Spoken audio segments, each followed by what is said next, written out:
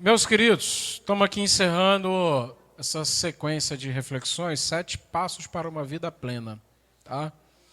Deixa eu ver aqui, para quem está ligado, tá?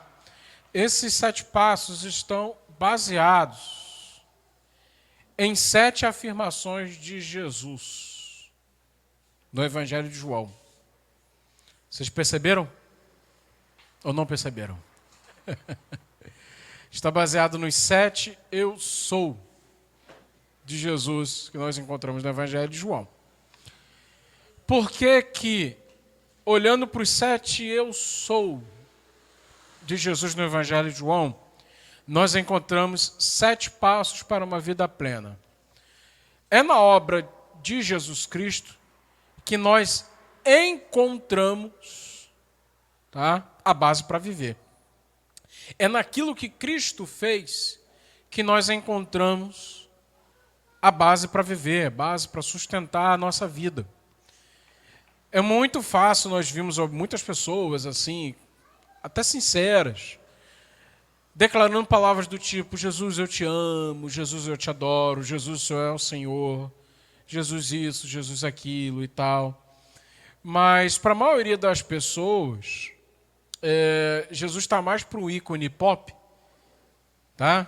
Jesus está mais para um Neymar, um John Lennon, alguém dessa tipo assim, alguém muito famoso, do que de fato aquele que é o Salvador, aquele que é o Senhor das nossas vidas. Porque no dia a dia as pessoas não conseguem colocar em prática o que realmente significa ter Cristo como Senhor e Salvador. Quando nós olhamos para as 7 afirmações que Jesus faz, nós encontramos no Evangelho de João, nós encontramos afirmações muito sérias.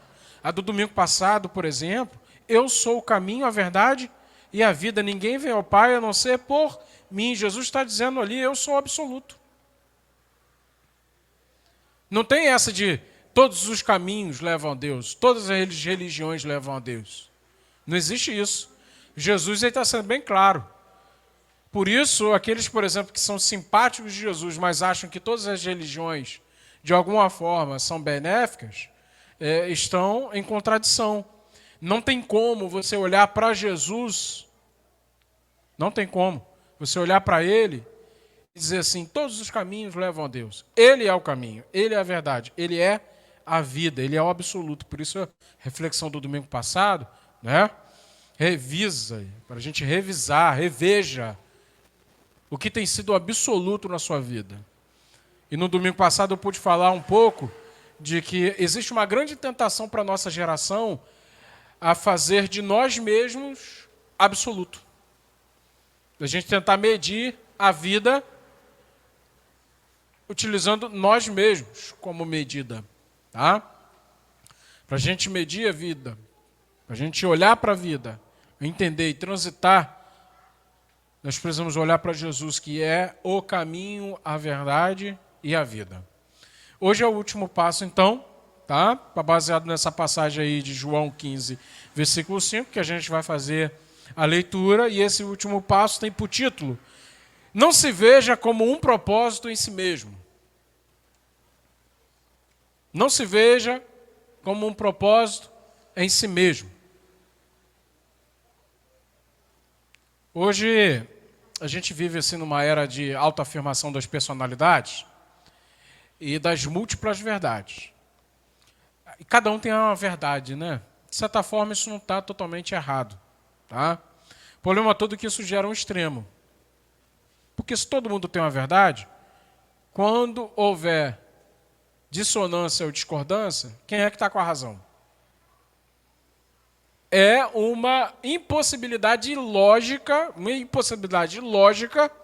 de todo mundo estar com a razão.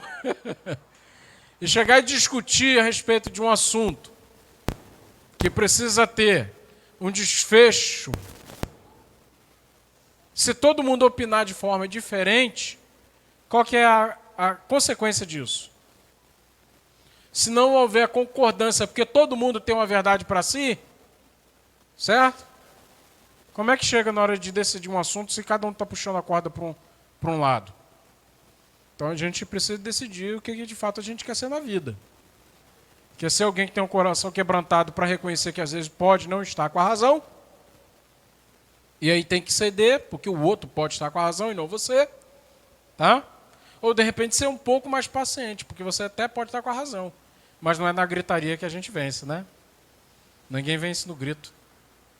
E se vence no grito, não houve concordância, houve imposição. Vocês entendem? Por que eu estou falando disso? Muitas vezes a gente olha para as nossas vidas, todo mundo tem um projeto de vida aqui, todo mundo tem um sonho a realizar, todo mundo tem uma expectativa de alguma coisa. Tá? E a gente tem a tendência de achar que o propósito disso é a autorrealização. Somos nós mesmos. Porque o propósito de todas as coisas sou eu. É o que a gente tem visto muito hoje em dia. Ah, por que você está fazendo isso? Porque eu quero isso para mim. Mas por que você está fazendo isso? Ah, porque eu acho melhor para mim. Jesus vai na contramão disso tudo aí. A gente vai perceber isso meditando no texto agora. Tá bom? O texto bíblico que separei para a gente estar refletindo, então, diz o seguinte, João 15, 5. Eu sou a videira, vocês são as varas, os ramos. Quem está em mim e eu nele, esse dá muito fruto. Aí, ó, presta atenção nisso aqui. Porque sem mim nada podeis fazer. Jesus está utilizando a linguagem da figueira aqui, porque essa figura da figueira era muito preciosa para os seus contemporâneos, para os judeus naquela época, tá? Porque Israel, no Antigo Testamento, é retratado como uma videira. Quer ver? Algumas das passagens a gente teria umas informações para projetar aqui na tela. Infelizmente a gente não conseguiu preparar o computador a tempo e a gente não vai ter. Mas eu vou citar aqui. Êxodo 15, 17. Tu os introduzirás e os plantarás no monte da tua herança, no lugar que tu, ó Senhor, preparaste para a tua habitação nos santuários, ó Senhor, que as tuas mãos estabeleceram. Não tem a figura da videira aqui, mas tem a imagem de uma planta. Certo? Moisés está utilizando aqui a figura de uma planta para dizer a forma como Deus estava tratando com Israel. Que ele iria plantar num local seguro, uma terra preparada. Deus cultivando Israel como quem cultiva uma planta. Salmos 80, versículo 8. Tu tiraste uma vide a videira, do Egito, e expulsaste as nações e a plantaste. Agora está bem claro aqui, a figura de uma videira. Utilizando essa referência do Êxodo. Deus livrando o povo do cativeiro e plantando num local seguro. Certo? Está aqui. Tiraste uma vide. Uma videira. Isaías 5, do versículo 1 a 7, não vou ler todo porque é muito longo, nós temos todo um cântico, é o cântico da vinha, que é uma parábola, a forma como Deus estava tratando o povo de Israel. Em Jeremias 2, 21, Deus dizendo assim através do profeta ao povo, eu te plantei como uma vide, uma videira, excelente, uma semente inteiramente fiel. Como, pois, te tornaste para mim uma planta degenerada, de vide estranha? Já é uma palavra de juízo. Que Deus tirou o povo do Egito, como quem tira uma videira que está numa terra, né? Muta, por favor, canal 3, por favor. Canal 3. Isso, obrigado. É porque está dando mau contato naquele cabo ali, tá bom? Deus, então, através do profeta, numa palavra de exortação, de juízo, trazendo a lembrança. Lembra como é que eu fiz? Te tirei de lá, te plantei como uma vide excelente.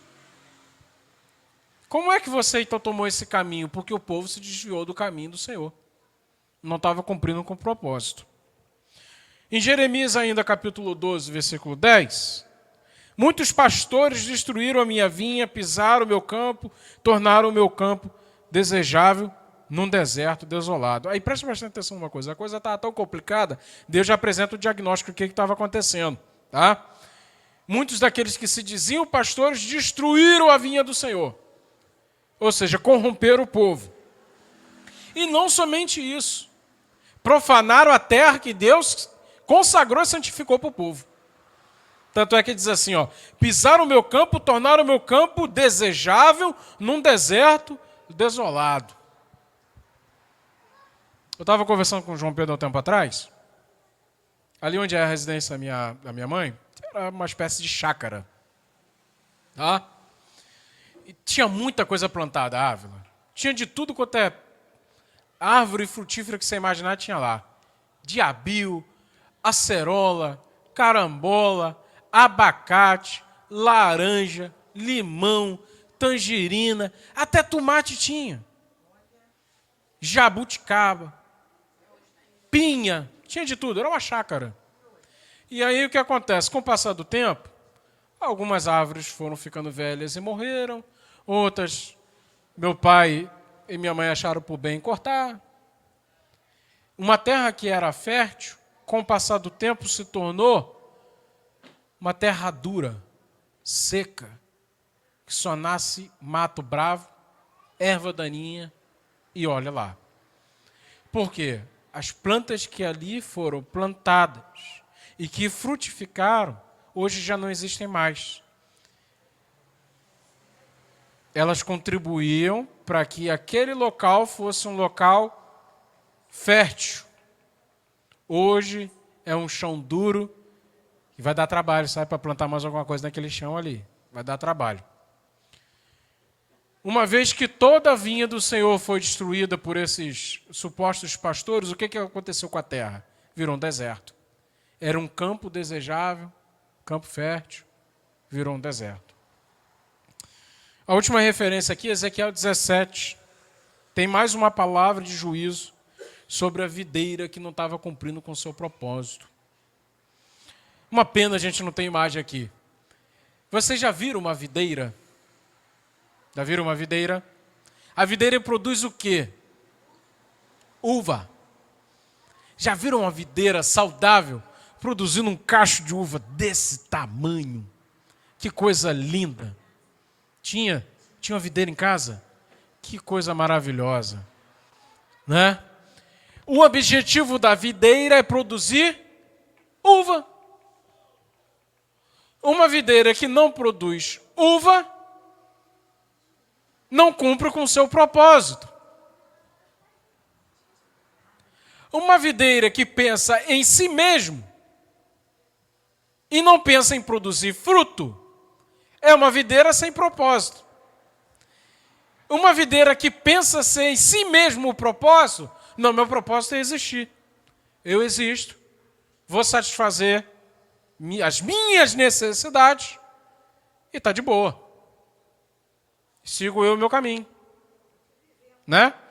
Aí segue a teologia do nosso querido irmão Zeca Pagodinho. Deixa a vida me levar. Né? Vocês entendem isso? Vocês compreendem isso? O propósito da videira não é existir. O propósito da videira é produzir uva. Uma videira que não produz uva é uma videira sem propósito. Nesse cenário, então, vem aquele que é a videira verdadeira. Por isso que Jesus vai falar para eles. Eu sou a videira verdadeira. Vocês eram a videira que Deus tinha planejado. Vocês foram tirados lá do Egito e plantados numa terra fértil. Vocês perderam o seu propósito. Olha o que vocês transformaram o campo do Senhor. Virou deserto. Mas fica preocupado, não. Deus não perdeu o controle. Eu sou a videira verdadeira. Lê aí, ó. Lê aí. João 15:1. Lê aí. Vê se eu estou falando, se eu estou lendo a Bíblia mesmo, se isso está na Bíblia, eu estou tirando da minha cabeça. Eu sou a videira verdadeira, meu pai é o agricultor. Deus não perde o controle. Agora há pouco eu estava conversando com o Arnaldo a respeito de soberania. A gente precisa entender a soberania divina da forma correta. Eu estava até comentando com ele. Na maioria das igrejas que eu estive presente, quando se falou de soberania divina, era palavra de conforto, porque a nossa vontade não se cumpriu. Não aconteceu, mas Deus sabe de todas as coisas, Ele é soberano. Gente, a soberania divina não é para trazer mero conforto, é para trazer esperança, porque se Deus está no controle, nada se perde. Se Deus realmente está no controle, a circunstância aos seus olhos pode parecer desfavorável, mas não é. Porque aquele que tem a visão macro da situação, ele não vê nada como perda. Para Deus, nada é perda. Nada se perde para Deus. Deus é agricultor. Aquela vinha que tinha perdido seu propósito, agora é ressignificada em seu filho. Eu sou a videira. Vocês são os ramos. Vocês acharam que era a videira. Na verdade, vocês perderam o seu propósito como videira. Mas eu sou a videira, vocês são os ramos. Todo ramo que estando em mim não dá fruto, ele corta. E todo que dá fruto, ele poda, ele limpa, para que dê mais fruto ainda.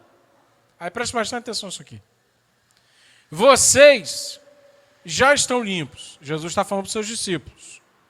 Vocês já estão limpos pela palavra que eu tenho lhes dado.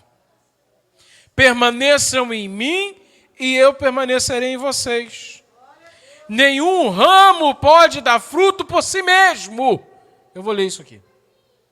Nenhum ramo pode dar fruto por si mesmo, se não pertencer na videira. Vocês também não podem dar fruto se não permanecerem em mim. O propósito da sua vida é dar fruto. Você só pode dar fruto se você estiver em Cristo.